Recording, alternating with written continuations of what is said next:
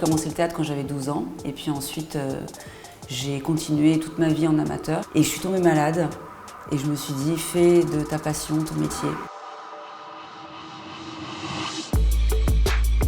Ex-Utéro, c'est un seul en scène, donc avec des gros morceaux de moi dedans, qui parle de maternité, de parentalité, de féminité aussi, de résilience, et qui parle des cancers gynécologiques. Et c'était ma volonté en revanche que ce ne soit pas le sujet du spectacle, mais qu'on le découvre au fur et à mesure. C'est pour ça que je parle surtout de maternité et de parentalité.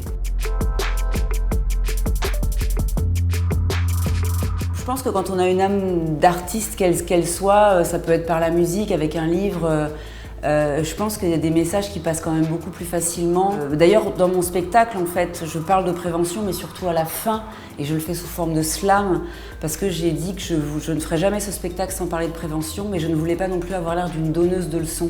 Faites ceci, faites cela, faites ce que vous voulez, en fait. Mais je pense que quand ça passe par l'humour, par l'émotion, c'est plus facile pour faire passer des messages. C'est mon bébé que j'ai fait avec une copine, parce que je l'ai vu grandir, parce que je continue de le faire grandir, parce qu'il est né dans la douleur. Parce qu'il va faire, j'espère qu'il va faire son chemin, et par contre je serai toujours là. Pour le porter. Pour le porter, voilà. Mais oui, Ex-Utéro, c'est mon bébé. C'est à l'origine de ma carrière de comédienne, puisque j'ai commencé avec ce spectacle, puisqu'avant ce n'était pas mon métier principal. Et je me suis battue comme une lionne pour faire ce festival, le Festival d'Avignon, pour qu'il soit vu, pour qu'il soit du coup programmé un peu partout. Donc c'est vraiment Ex-Utéro dans ma vie, en tout cas dans ma vie de comédienne. C'est ce qui me fait tenir. Le slam, c'est la touche de prévention à proprement parler à la fin du spectacle. Parce que pendant le spectacle, je n'en fais pas vraiment. C'est pas l'objet du spectacle, la prévention.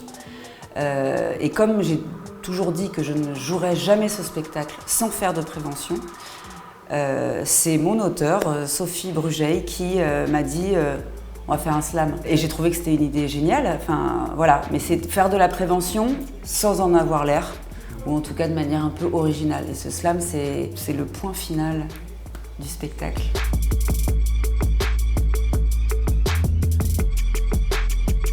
Ex-Utéro, c'était pour moi, c'est donner du sens à ce qui n'en avait pas. Enfin, pour moi, avoir un cancer, ça n'a pas de sens.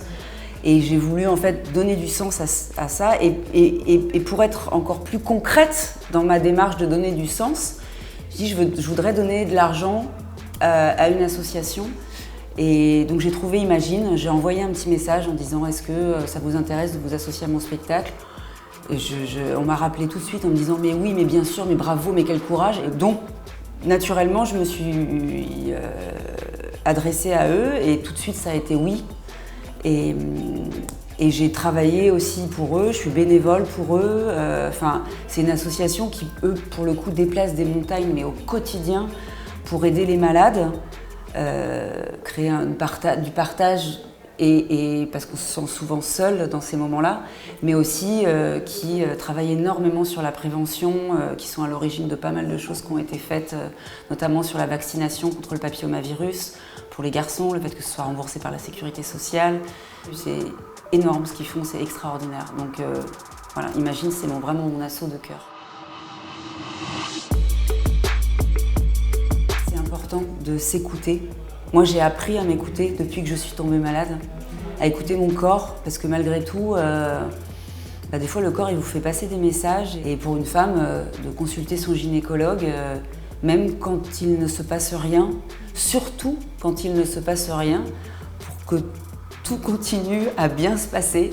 Non mais c'est vrai, parce que souvent on va chez le gynéco parce que soit on veut un bébé, soit parce qu'on a les règles douloureuses, soit parce que... Et en fait, faut y aller tous les ans, juste un petit check, le frottis tous les 3 ans, enfin voilà. Encore une fois, la peur n'évite pas le danger, il faut prendre soin de soi et écouter son corps. Enfin, Voilà, c'est ce que j'ai retenu moi de ce qui m'est arrivé.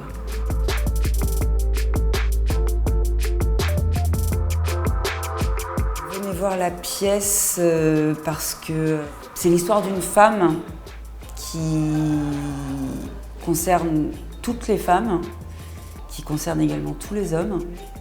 Et si vous avez des enfants, vous changerez le regard que vous avez sur eux, vous les aimerez encore plus. Et si vous connaissez des femmes qui n'ont pas d'enfants ou si vous-même n'en avez pas, c'est sur vous que vous porterez un regard différent.